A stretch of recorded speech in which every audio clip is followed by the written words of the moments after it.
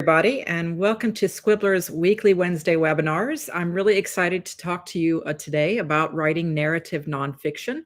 This is a good way to get the facts that you want to incorporate in your work to tell stories and be more engaging for your readers.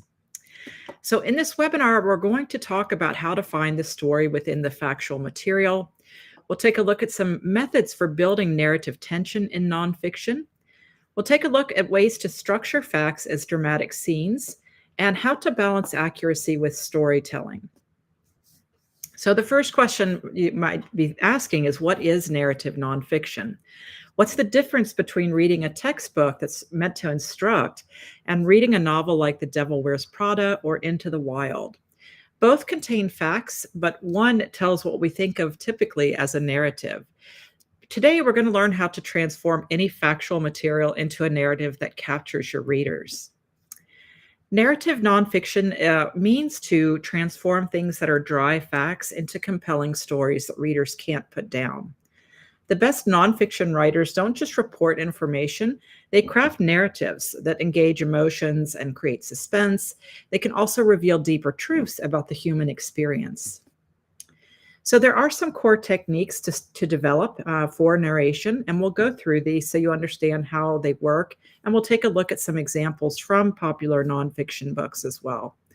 The first one is scene construction, then there's character development, narrative tension, and thematic storytelling.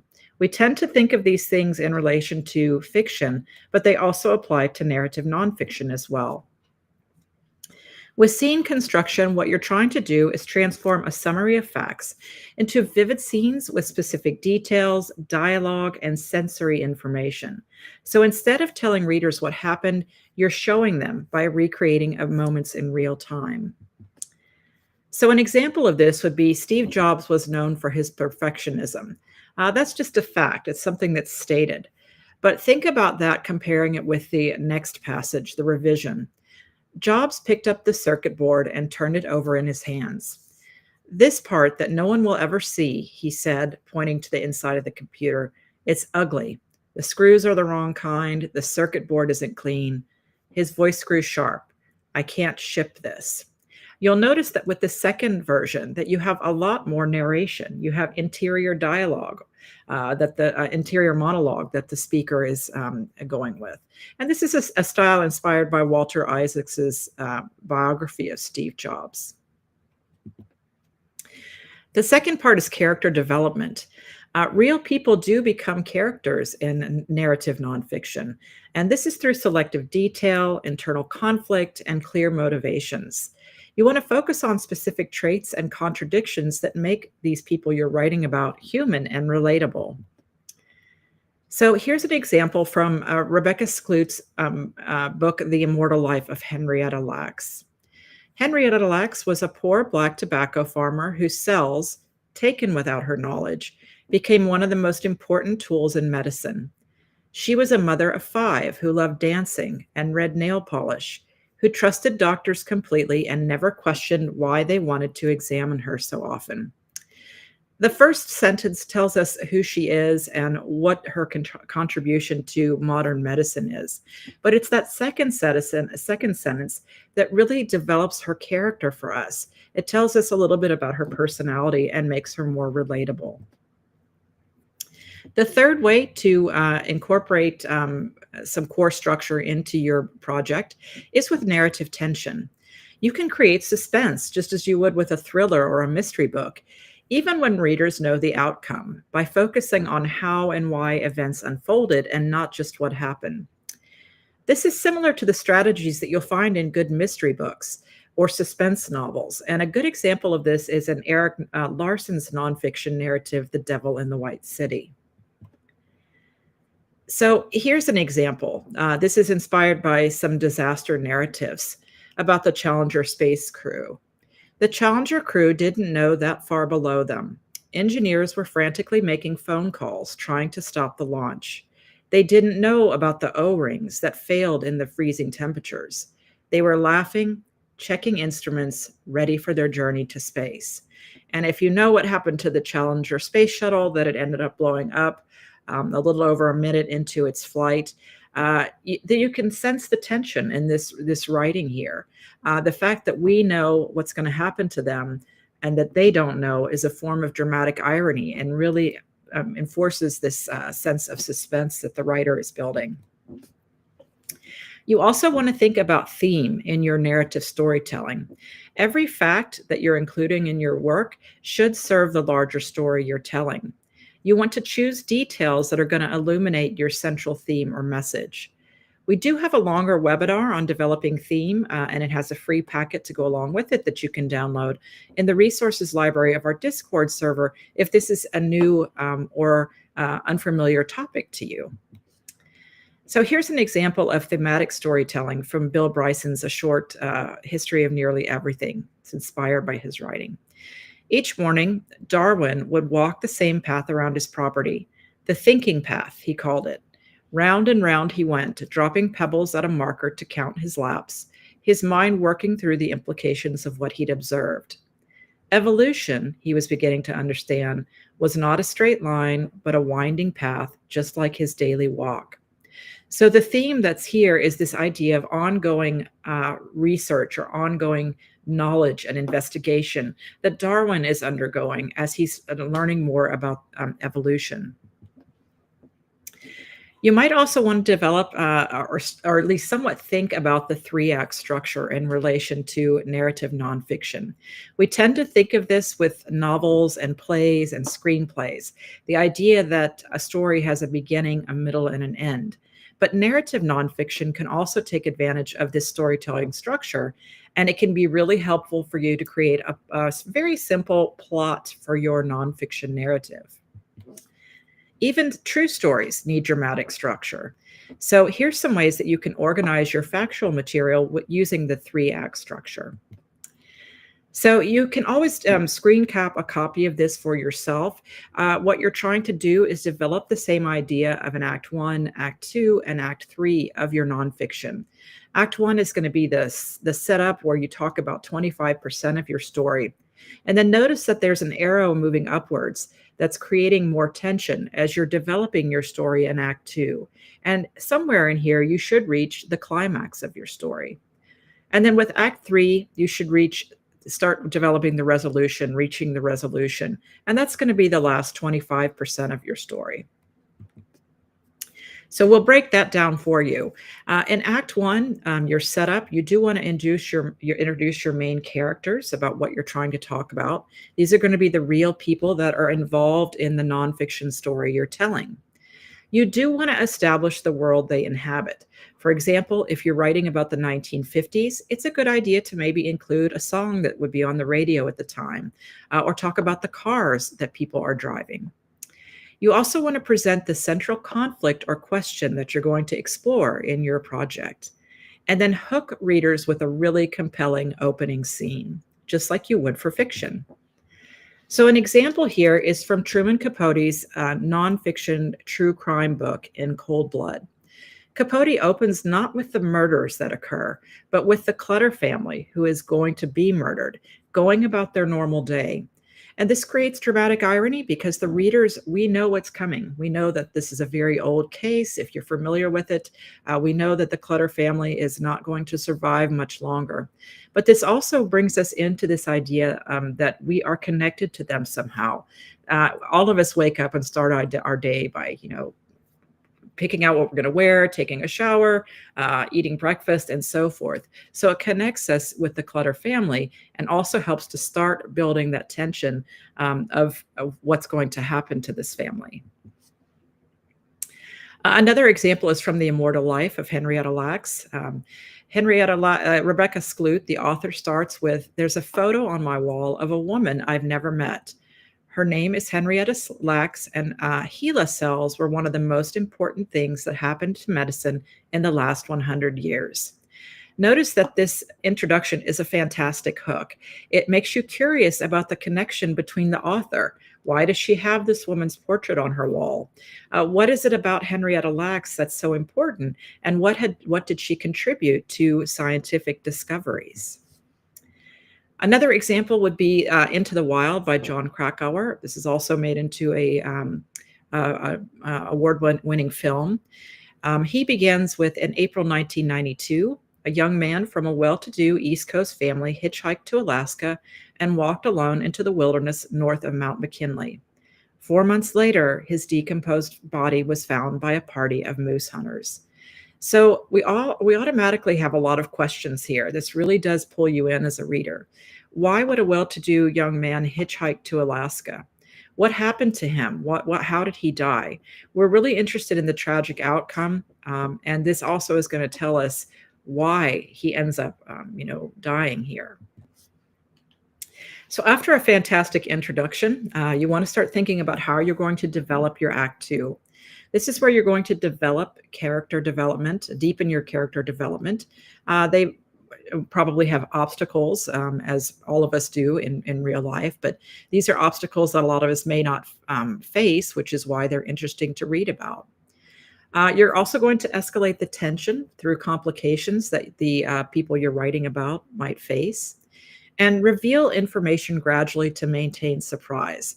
I think once again, Eric Larson does a fantastic job of this with The Devil in the White City by transposing the architect's plans for the World's Fair with H.H. Holmes's murderous plans in his Chicago House of Horrors. You also want to show how events test your characters. So an example of this will be from The Right Stuff, where Tom Wolfe builds tension by following multiple test pilots in the flights to space, showing how each one of the pilots faces the same deadly challenges, and that's going to build to the space program's climax. An example here, again, from The Devil in the White City. Larson brings the architect I was talking about, Daniel Burnham, to life by showing him obsessing about every detail about the World Fair, from placement of buildings to the color of paintbrushes. So it shows you that he's a perfectionist through actions rather than description. So this is a great technique to think about. Show character traits through specific concrete actions and decisions. Another example here is looking for contradictions and complexity in real people rather than simplifying. We are complicated humans. So this is from Educated by Tara Westover. The author here develops her family members as complex characters by showing their contradictions. A father who is both loving and dangerous. He's brilliant and delusional. And she creates three-dimensional portraits of real people. Another good example of this is the memoir by Jeanette Walls that you might take a look at as well. It's very similar to this, The Glass Castle. Act 3 is going to be the resolution of your project, where you're bringing all of the storylines that you're including to their conclusion. You want to show how people, how understanding, how laws, policies, whatever it is that's important about the narrative you're storing have now changed. And then you're also going to reveal the larger meaning or significance, which is going to tie in with the theme that you're developing. You also want to try to connect to human themes that are universal. An example to this is from John Krakauer's Into Thin Air, which documents a tragedy on Mount Everest, from climbers on Mount Everest. And Krakauer concludes not just with the disaster's end, but also with the lasting impact on the survivors of the tragedy, and then his own guilt and questions. Another example is Sebastian Junger's The Perfect Storm, also made into a popular film. And although the readers may be familiar with the fishing boat, the Andrea Gale, and we know that it was lost at sea, Junger does a great job of creating suspense because he shows the gradual convergence of weather systems and the crew's small decisions that lead to the disaster of their being lost at sea. So you may want to focus on the process and the small outcomes that lead to the known outcome. So here are some key takeaways. Facts alone is not what's going to make for compelling reading in your nonfiction. It's the stories and how people react to situations that we're interested in. Every piece of nonfiction needs characters, conflict, and change. Scene construction is more powerful than a summary. A summary is what you'll read in an encyclopedia, but it's not something that's going to grab your readers and hold them into reading about what's happened in a specific scene. The best narrative nonfiction also reveals human universal truths through specific stories. It could be something like jealousy, anger, redemption, resilience. These are all things that are universal that we like to read about. Research is just the beginning. We do have several nonfiction webinars on completing and conducting nonfiction research on our Discord server if you'd like to check those out. The real work here, though, is in the storytelling. You're trying to create that narrative. Accuracy in details and narrative power can coexist when you decide to choose the right details as well. So this time we're doing something a little bit different with our webinar. I thought we would try to make this a little more interactive by having you think about practicing this narrative nonfiction. And what you can do is take a look at the three potential topics that I'm going to show you. And of course, you can freeze your screen and choose one that you'd like. And then do your own writing and put it on Discord. We'll have a post there for you in our nonfiction section. And then you can read and comment on other people's posts as well. So the first one is to transform a summary into a scene. So this would be taking a sentence like you would find in an encyclopedia and then rewriting it as a scene. You don't have to use the one that we have here. This could be something already on the project you're working on. But for example, we have here a sentence that says Marie Curie discovered radium in 1902 after years of processing tons of pitchblende ore. That is a fact. This is what she did. She did discover radium in 1902. But the challenge is to rewrite this as a specific scene. What did her laboratory look like? What was she doing with her hands? What did she see that made her realize that she'd found something extraordinary? What time of day was it? What was she wearing? And then you'll write 2 to 3 paragraphs to put the reader in the room with Marie at the moment of discovery. Notice that you're not looking for historical accuracy here necessarily, not at this point. You're looking to stretch your narrative, your nonfiction narrative writing skills. And exercise 2, if you want to try this one, and again, you can work on this with your own project, create a character through detail. This is where you're going to work on a historical figure that you admire or maybe that you're already working on. And instead of listing their achievements, reveal their character through a specific habit or quirk. What is something that they were known to do or that maybe you are imagining that they might do? How did they treat people with less power than them? What is a contradiction in their personality? Are they generous, but then also very cruel to people who work for them? That could be a contradiction. What's a small telling detail about their appearance or possessions? I think about someone like Einstein, who always had that wild hair. That's a pretty interesting detail about, his behavior and his appearance. So in this case, you'll write a character sketch that makes us feel we know the person, and we don't have to read a list of their famous accomplishments. We're just getting introduced to them. The third one, if you're working with data, this is to find a story in the data. Take a news article or research study and then identify who are the characters affected by this information. And again, this could be something you're already researching, perhaps in the medical field. What are some conflicts or tensions that exist in the situation you're writing about? What change or transformation occurred or could occur? And what universal human theme does this connect to? In this case, what you can do is outline a narrative structure that would turn these facts into a compelling story. And of course, for all of these, you're welcome to use the powerful AI that Scribbler offers. And notice that with a lot of the tips that we offered you today, a lot of the things that you can ask the AI to do in the Smart Writer will help you with things like limiting exposition, your facts, and so forth, and making them more engaging for your reader. So after you've written your write-up here and you want to get feedback on it, we'll have a post for you in the nonfiction section of the forums and Discord.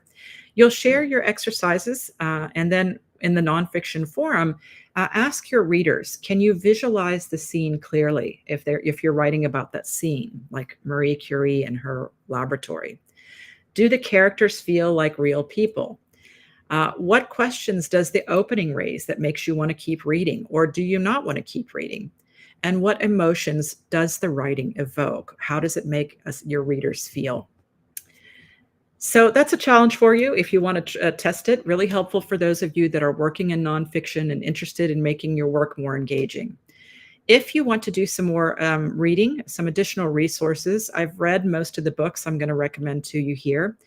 Truman Capote's In Cold Blood is probably one of the first true crime books that was ever published. So if you're interested in reading about nonfiction narrative crime, that's a good one. And so is Devil in the White City by Eric Larson. Larson does a great job of talking about two events in conjunction with each other. So he talks about the architect who's trying to build the World's Fair, and he also talks about murderer H. H. Holmes. Siddhartha Mukherjee won the Pulitzer Prize for his study of cancer, the emperor of all maladies. So this is a really good book to read as well, and he has lots of discussions about and examinations of people who are affected by cancer as well. So it has that human element that we're, as readers, very interested in. I mentioned some of these in the webinar as well. John Krakauer's Into the Wild is also a very well done book. Krakauer is a journalist who is well known for his nonfiction narrative writing. Mary Roach is just a fun one to me. She tends to write about bodies and bodily functions and things like this. So this one is about the digestive system. It's called Gulp. And then, of course, if you want to read more about the space program, Tom Wolfe's The Right Stuff is also a fantastic nonfiction narrative story. There's also The Immortal Life of Henrietta Lacks, if you're interested in medicine and medical advances. If you're interested in memoirs, Tara Westover's Educated is a really good one. So is Jeanette Walls's The Glass Castle. And Bill Bryson is always really fun to read. His books are kind of like nonfiction candy in my mind. He does a really good job of telling you these different little compelling stories. So I highly recommend almost any of his books. And this one on the body is a lot of fun too. And that's Bill Bryson. So you can do this if you're writing narrative nonfiction. Remember that every fact also has a story that's waiting to be told. So your job as a writer is to find that story and bring it to life for your readers. The techniques you've learned today are your tools. So now it's your turn to go out and build something amazing. So we did take a look at how to find the story with some factual material. We took a look at some methods for building narrative tension in nonfiction. We looked at ways to structure the facts as dramatic scenes and how to balance accuracy with storytelling. Thank you, as always, for joining us. We love having you here, and we hope you'll join us again next week. Bye, everyone.